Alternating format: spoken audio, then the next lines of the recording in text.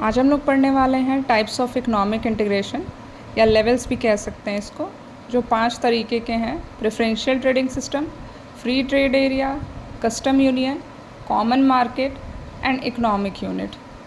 सो पहला है preferential trading system, विच पहला जो है उसमें आप देख सकते हैं कि ये एक लूज़ फॉर्म का होता है। बहुत हाई रिस्ट्रिक्शंस नहीं रहते हैं, बहुत आपस में बहुत लूज़ली फॉर्म रहता है, कोई बहुत स्ट्रिक्ट रूल्स और रेगुलेशंस नहीं होते हैं। जिसमें कि हम एग्जांपल के तौर पे 3 कंट्रीज़ लिए हैं, country A, country B and country C, जो आपस में इकोनॉमिक इंटीग्रेशन फॉर्म करती हैं। और इनका काम होता है आपसी में जो इम्पोर्ट्स होते हैं उस पे से टैरिफ रिड्यूस कर देना।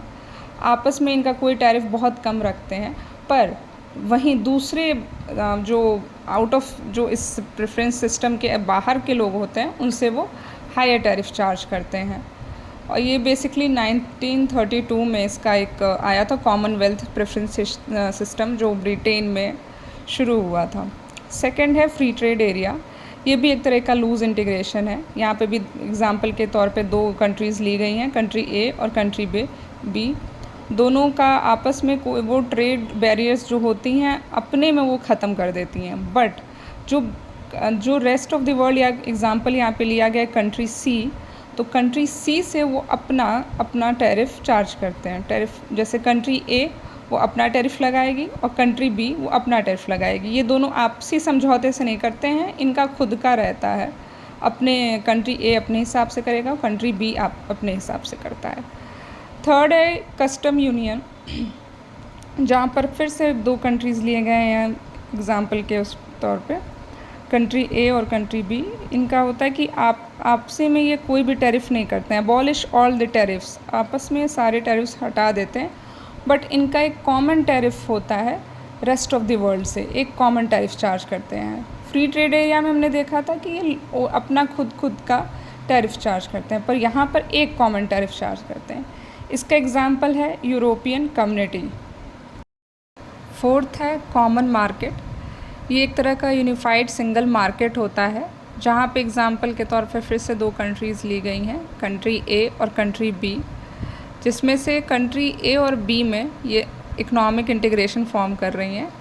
अब यहाँ पे गुड्स, सर्विसेज और फैक्टर्स ऑफ प्रोडक्शन, ये तीनों चीज़ें कंट्री ए और कंट्री बी शेयर करती हैं। मतलब कंट्री ए से कंट्री बी तक ये तीनों चीज़ें जाती हैं। गुड्स और सर्विसेज जो ये दोनों हैं, ये अभी तक जो पहले इंटीग्रेशंस किए थे, जो भी हम लोग ने प्रेफरेंशियल ट्रेड सिस्टम किया हो, चाहे कस्टम यूनियन किया हो, चाहे फ्री ट्रेड एरिया किया हो, वहाँ पे सिर्फ गुड्स और सर्विसेज चार्ज होते थे, मतलब शेयर होते थे। बट यहाँ पे एक और चीज़ ऐड हो जा रही है, वो है फैक्टर्स ऑफ प्रोडक्शन। इसका भी एग्ज़ाम्पल यूरोपियन कम्युनिटी लिया जाता है। फिफ्थ है इकोनॉमिक यूनिट। ये एक highest form of economic integration है, यानी यहाँ पे बहुत टाइटली जो ये इकोनॉमिक इंटीग्रेशन फॉर्म होता है। यहाँ पे भी 2 कंट्री एग्ज़ाम्पल में वही पहले वाली जो कंट्रीज़ कंट्री ए और कंट्री बी ली गई है। यहाँ पर goods, services, factors of production, monetary and fiscal policies और इसके अलावा कोई भी अगर अदर पॉलिसीज़ हैं वो शेयर होती हैं, वो कंट्री ए से कंट्री बी में जाती हैं। Goods, services, factors of production तो कॉमन मार्केट में भी लिया गया था, बट यहाँ जो चीज़ ऐड हो रही है वो है मॉनेटरी एंड फिस्कल पॉलिसीज़। और भी कोई अगर पॉलिसीज़ हैं, कोई ट्रेड पॉलिसीज़ हैं, तो वो ये दोनों कंट्रीज़ आपस में शेयर करती हैं और इकोनॉमिक इंटीग्रेशन फॉर्म करती हैं।